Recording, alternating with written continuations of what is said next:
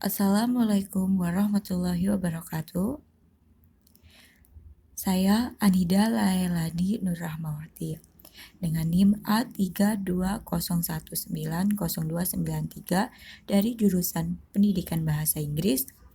Di sini saya akan melaporkan hasil dari observasi PLP1 selama pandemi ini di rumah siswa dengan tipe B. Waktu dan tempat PLP1. Waktu kegiatan PLP1 Selasa 2 Februari 2021 sampai 15 Februari 2021. Tempat pelaksanaan di rumah siswa Kampung Sentulio RT RW 05/03 Desa Sentul, Kecamatan Keragilan, Kabupaten Serang, Banten. Selanjutnya yaitu hasil observasi. Hasil observasi terdapat dua, yaitu aktivitas mengajar dan aktivitas non-mengajar. Aktivitas ini berkaitan dengan bagaimana cara orang tua atau wali dalam mengajar peserta didik, bagaimana mekanisme pembelajaran berjalan, dan bagaimana cara orang tua atau wali menilai peserta didik.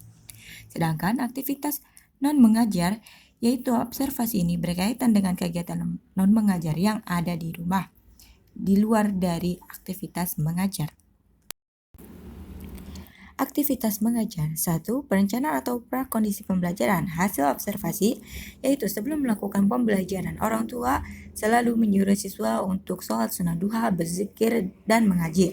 Lalu siswa diminta untuk membereskan tempat yang akan digunakan untuk belajar, sehingga siswa dapat belajar dengan nyaman dan tenang. Sedangkan materi yang diajarkan hanyalah materi yang diberikan guru kepada siswa melalui video.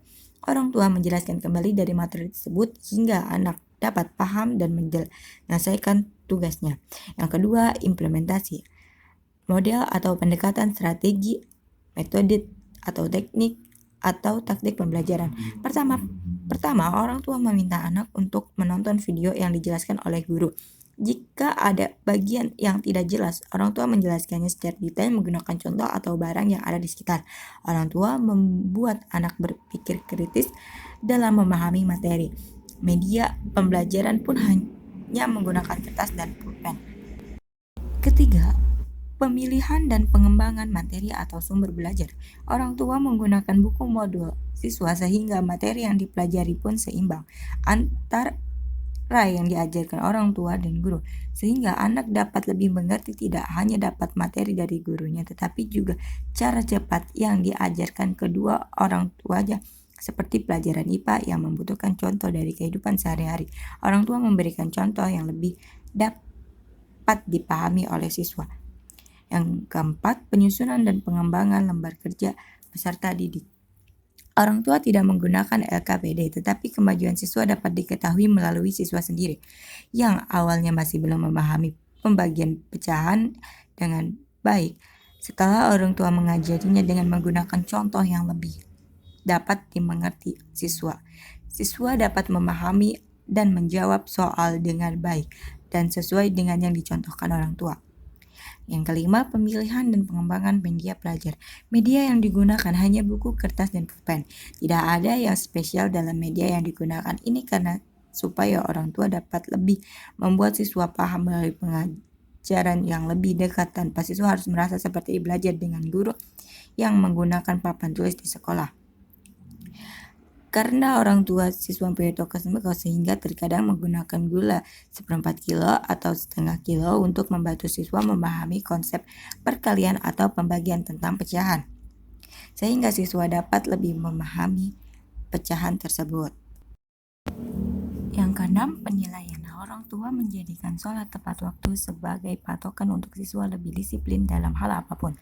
Orang tua dari siswa sangat keras kepada siswa jika menyangkut sholat tepat waktu. Jadi, jika siswa sholat tepat waktu menjadi ukuran dalam kedisiplinan dan berkata jujur saat ditanya sudah sholat atau belum. Menurut orang tua siswa, sholat tepat waktu adalah kunci mengukur aspek-aspek tersebut. Jika siswa disiplin dalam hal kewajiban, yang sunnah pun pasti akan disiplin. Yang ketujuh lainnya, di mana orang tua mengajar tidak pernah memarahi siswa, dan terkadang orang tua menyelipkan bercanda kepada siswa supaya siswa tidak jenuh. Terkadang mereka menggunakan bahasa Jawa sebagai komunikasinya. Yang kedua, aktivitas non mengajar. Yang kesatu, pengamatan kultur suasana atau tempat di rumah. Dari yang saya amati selama ini, siswa selalu belajar di pagi hari karena suasana pagi yang mudah untuk menyerap materi. Kebiasaan yang selalu dilakukan sebelum belajar adalah merapikan tempat belajar dan melakukan sholat sunnah duha sebelum belajar. Selama belajar, siswa tidak diperbolehkan membuka aplikasi lain selain membuka materi atau video yang diberikan gurunya. Cara berpakaian pun sopan, tidak terbuka walau di rumah. Yang kedua, pengamatan peran keluarga komunitas dalam pembelajaran. Peran keluarga dalam belajar dapat menjadi guru atau pembimbing siswa selama belajar, tetapi tetap membuat siswa lebih merasa nyaman belajar dengan orang tua atau kakak siswa itu sendiri. Yang ketiga, pengamatan peraturan dan tata tertib. Siswa dilarang bermain HP dan setiap pagi siswa membiasakan diri melakukan kewajibannya sebagai seorang anak, yakni membantu orang tua dalam membersihkan rumah sehingga saat belajar rumah sudah bersih dan siswa dapat dengan tenang belajar tanpa gangguan. Yang keempat, tidak ada. Yang kelima, pengamatan kegiatan-kegiatan rutin berupa kurikuler dengan ekstrakurikuler. Siswa tidak mengikuti ekstrakurikuler di sekolah, tetapi setiap hari Sabtu sore orang tua selalu mengajak siswa untuk senam supaya tetap ada olahraga yang dilakukan siswa selama masa pandemi ini. Yang keenam, gerakan literasi keluarga GLK atau gerakan literasi masyarakat GLM. Gerakan literasi keluarga ini tidak hanya berfokus kepada minat baca siswa, tetapi memahami bagaimana menggunakan teknologi dengan baik, sehingga siswa tidak mudah terbawa pengaruh teknologi. Biasanya setelah membaca materi, siswa diminta untuk membuat rangkuman materi tersebut sehingga dapat meningkatkan kemampuan menulisnya juga. Yang ketujuh, pola komunikasi anggota keluarga. Komunikasi horizontal antara anak dengan anak menggunakan bahasa Indonesia. Sedangkan komunikasi vertikal yaitu orang tua dengan anak menggunakan bahasa Jawa. Secara diametral antara orang tua dengan orang tua menggunakan bahasa Jawa. Sehingga sehari-hari keluarga lebih cenderung menggunakan bahasa Jawa dalam berkomunikasi. Yang kedelapan, bentuk internalisasi PPK, penguatan pendidikan karakter. Penguatan karakter dilakukan melalui penguatan religius dari siswa, sehingga siswa dapat membedakan mana yang benar dan salah, di mana orang tua menanamkan nilai agama lebih keras kepada siswa sehingga siswa dapat berperilaku dengan baik. Yang kesembilan, orang tua sebagai pendidik. Orang tua mampu mengubah dirinya menjadi seorang guru bagi anaknya dengan cara memberikan pendidikan yang baik kepada siswa. Tidak hanya soal materi pelajaran saja, melainkan di luar pelajaran. Yang ke-10, orang tua sebagai pembimbing, di mana orang tua mampu memberikan pembelajaran kepada anaknya dan membimbing sang anak. Yang ke-11, orang tua sebagai teladan, yaitu mampu menjadi panutan bagi anaknya dalam segala hal, sehingga anak selalu mencontoh kedua orang tuanya atau menjadikannya sebagai patokan. Yang ke-12, orang tua sebagai pembiasa, yaitu menciptakan suasana yang tenang untuk siswa dan selalu mengingatkan siswa untuk melakukan hal-hal yang harus atau biasa siswa lakukan sebelum belajar. Yang ke-13, yaitu orang tua sebagai pengontrol, di mana mampu mengontrol siswa dalam segala hal seperti memantau kebiasaan siswa. Yang ke-14, orang tua sebagai fasilitator, yaitu orang tua menyediakan segala yang dibutuhkan siswa untuk keperluan hidup.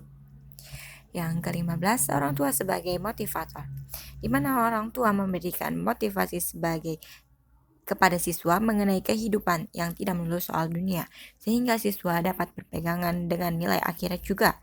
Yang ke-16, orang tua sebagai inovator. Orang tua selalu memberikan pandangan kepada siswa mengenai pengembangan ilmu apa saja yang diinginkan siswa. Yang ke-17, lain-lain. Ini tentang keunikan selain aspek-aspek yang telah disebutkan dan tidak ada keunikan lainnya. Sekian dan terima kasih. Mungkin itu saja yang dapat saya laporkan mengenai hasil observasi PLP 1 ini. Saya akhiri. Wassalamualaikum warahmatullahi wabarakatuh.